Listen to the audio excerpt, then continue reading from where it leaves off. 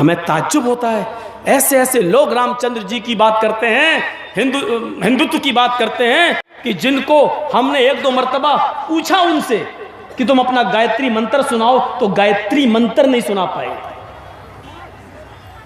मैंने उनसे पूछा कि गायत्री मंत्र क्या है, तो उन्होंने सुनाया, ओम भूर्भुवः स्वः तत्सवितुर्वरेण्यं भर्गो देवस्य धीमहि धियो यो न प्रचोदयात्।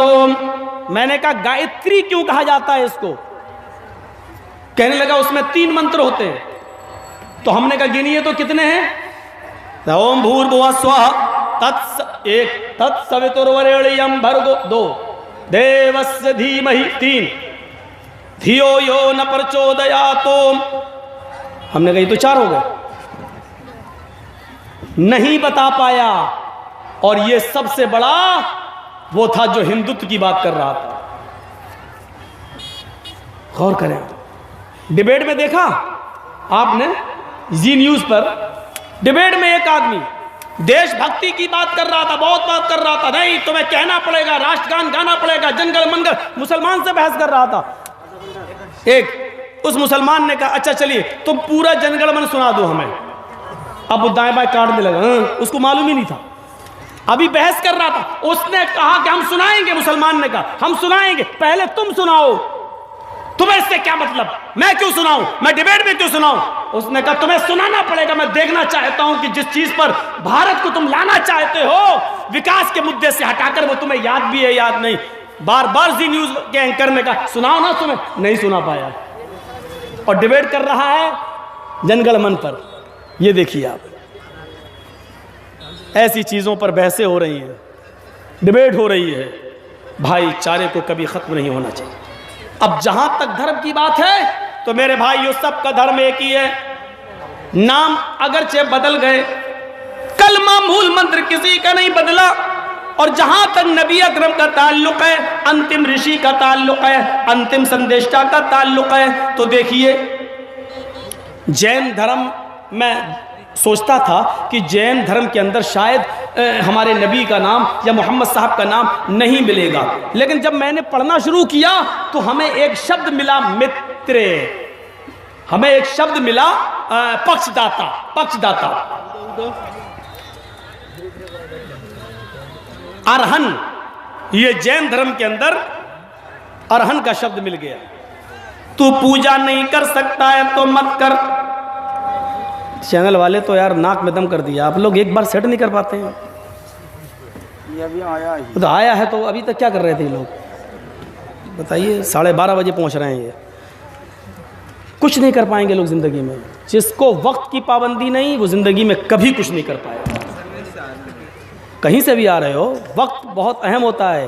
एक एक मिनट के अंदर दुनिया की हुकूमतें बदल गई। अभी हम वक्त की कीमत बताने लगे तो सुबह यही कर दूंगा मैं, सिर्फ वक्त पर बोलते बोलते समय की कीमत क्या होती है। तो सुनिए, तू पूजा नहीं कर सकता तो मत कर, गरीब को दान नहीं दे सकता है तो मत दे, तेरे लिए अरहन काफी है। ये लिखा हुआ है जैन धर्म के अंदर। अरहन किसको कहते हैं? अब उठाइए एक किताब, डिक्शनरी, डिक्शनरी का नाम है नालंद विशाल शब्द सागर। ये किताब आपको कहाँ मिलेगी? गीता प्रेस गोरखपुर के अंदर, वहीं की छपी हुई किताब है, गीता प्रेस गोरखपुर। किताब का नाम नालंद विशाल शब्द सागर।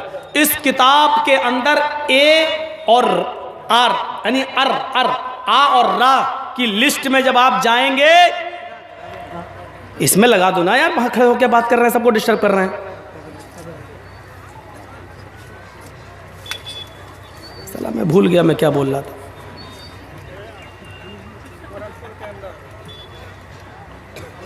गीता प्रेस लगाने दो, उनको बोल रहा हूं मैं, भूला थोड़ी।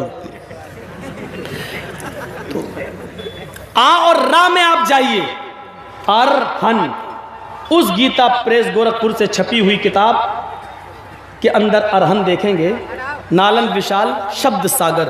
अरहन का माना, मीनिंग आपको मिलेगी पक्षदाता,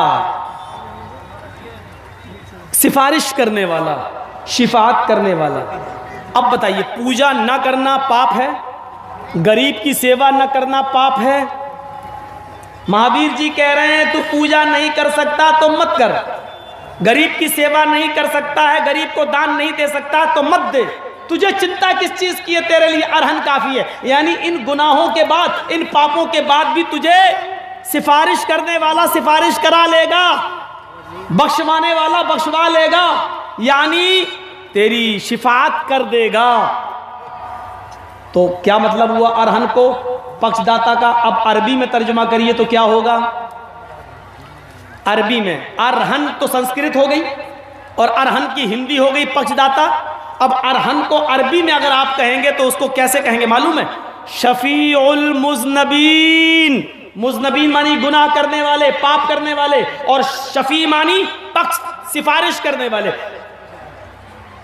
शफीउल मुज़नबीन, गुनाहगारों को, पापियों को सिफारिश करके बख्शवाने वाले। अल्लाह के नबी क़यामत के दिन इन पापियों को जो जहन्नम के किनारे खड़े होंगे, अल्लाह के दरबार में कहेंगे, अल्लाह हुक्म देगा इरफा रासक, ऐ मोहम्मद अपना सर उठाओ, सल मांगो तो उतर दिया जाएगा। वशफी तुशफ़ा, जिसके बारे में तुम सिफारिश करोगे आपकी शिफात कबूल की जाएगी। तब अल्लाह के रसूल कुछ लोगों को, जितनों को अल्लाह चाहेगा उनको बख्श देगा और जन्नत के अंदर भेज देगा। देखिए अरहन शफीउल मुज़नबीन, यानी ये नाम वेदों में, जैन शास्त्र में जो आया है वो हदीस में शफीउल मुज़नबीन आया है।